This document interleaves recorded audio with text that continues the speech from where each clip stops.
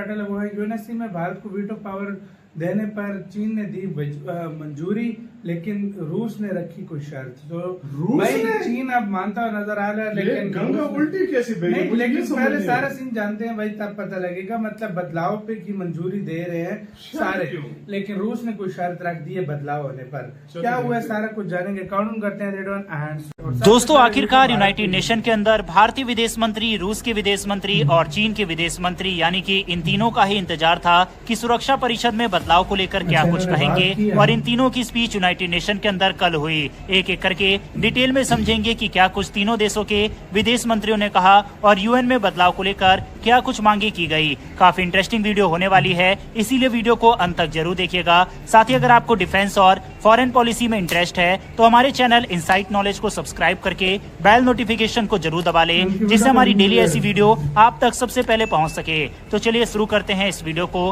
कल United nation के अंदर सभी देशों की निगाहें भारत, चीन और रूस के ऊपर टिकी थी। यूं तो भारत अक्सर ग्लोबल मंच पर पाकिस्तान को इग्नोर करता आया है, लेकिन इस बार भारत के विदेश मंत्री ने सबसे पहले पाकिस्तान को आईना दिखाया। उसके पीछे कारण था कि भारतीय विदेश मंत्री डॉक्टर एस जयशंकर के बयान से एक दिन पहले शहबाज शरीफ की स्पीच यूएन में हुई, जिसमें उन्होंने भारत पर ह्यूमन राइट्स वायलेशन, कश्मीर में अत्याचार, 370 की बहाली, बुरहान वानी, इस टाइप के मुद्दे और आरोप लगाए। हालांकि इसका जवाब भारत की यंग डिप्लोमेट भाविका मंगल नंदन ने बखूबी दिया था, जिन्होंने पाकिस्तान के प्रधानमंत्री की स्पीच को मजाक करार दिया और कहा कि एक कंट्री जिसे मिलिट्री चला रही हो, दुनिया को आतंकवाद एक्सपोर्ट करता हो, वो दुनिया के सबसे बड़े लोकतंत्र के ऊपर आरोप लगा रहा है। ये अपने आप में ही यूएन में एक मजाक भरी स्पीच थी। हालांकि इसके बाद सभी को भारत के विदेश मंत्री डॉक्टर एस जयशंकर से भी उम्मीद थी कि पाकिस्तान के ऊपर कुछ न कुछ वह बोलेंगे।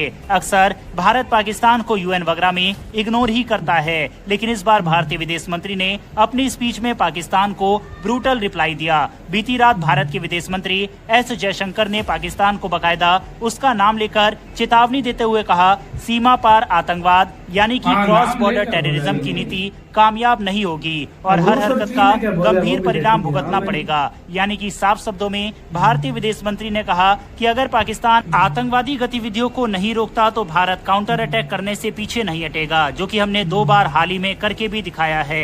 भारतीय विदेश मंत्री ने कहा, कई देश अपने नियंत्रण से परे परिस्थितियों के कारण पीछे छूट जाते हैं, लेकिन कुछ देश जानबूझकर ऐसे फैसले लेते हैं जिनके परिणाम विनाशकारी होते हैं। इसका सबसे बड़ा उदाहरण हमारा पड़ोसी देश पाकिस्तान है।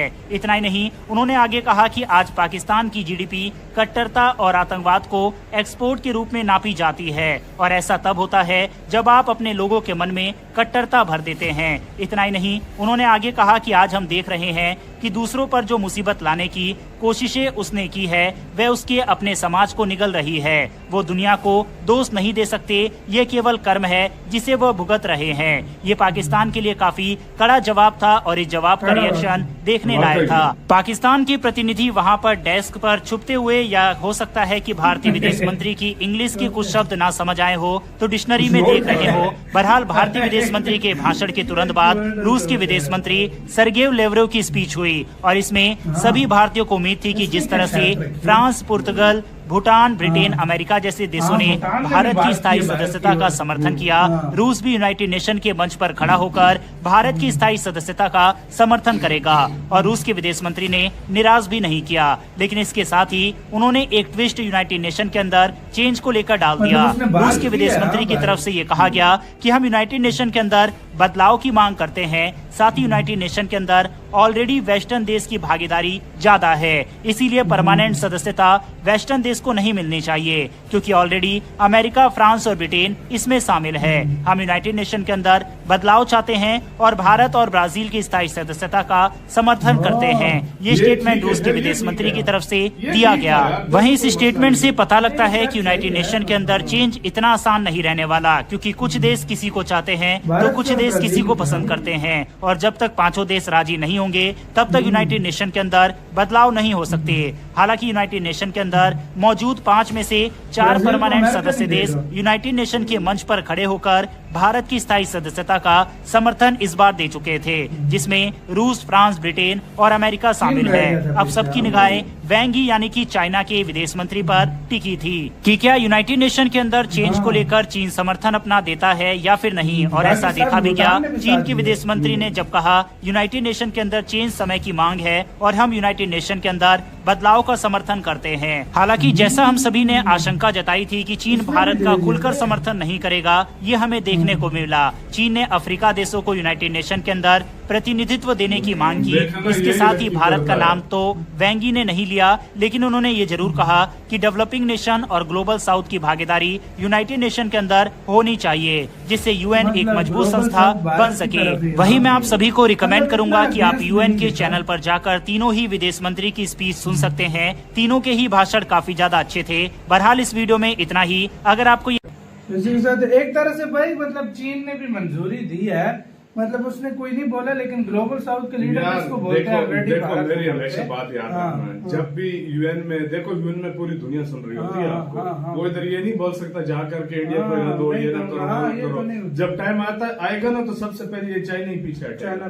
चाइना कहेगा कि भाई मेरी कुछ शर्तें हैं। बिल्कुल बिल्कुल। अब रूस और जो रूस ने कहा वो ठीक कहा है लिहाज से। फ्रांस, ब्रिटेन, अमेरिका, भूटान, अच्छा रूस, इन्होंने अपनी स्पीचेस में आके बोला कि भाई दो इनको होना चाहिए और ये हो भी अच्छी बात है यार। मेरी नजर में देखो इंडिया को मिलनी चाहिए यार। कब तक ये यार, मुझे ये बताओ ये कब तक रोकेंगे? एक ना एक दिन आएगा वो खुद कहेंगे कि यार हम देते हैं। तो इससे बेहतर यही है कि आप दे ही दो।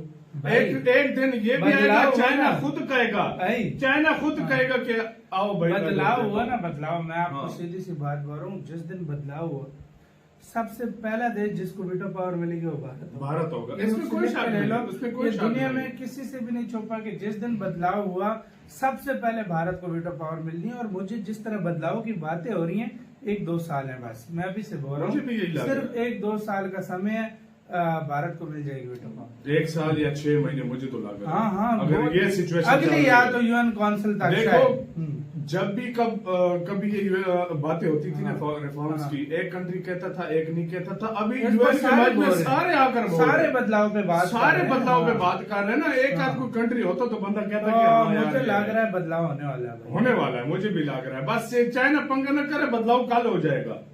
चाइना पंगा न करे, चाइना पंगा। और मुश्किल है यार, इस पर जो जोर है ना भाई, जो मतलब प्रेशर है वो बहुत ज्यादा है भाई, बहुत ज्यादा प्रेशर है। और चीन के ऊपर भी भारत ने इतना प्रेशर बनाया, वो ना नहीं कर पाएगा भाई। हाँ नहीं तो वो ना भी नहीं कर पाएगा। मैं ये आपको बोल रहा हूँ। तो आपका इस सारे मामले के ऊपर क्या कहना है, अपनी राय दें।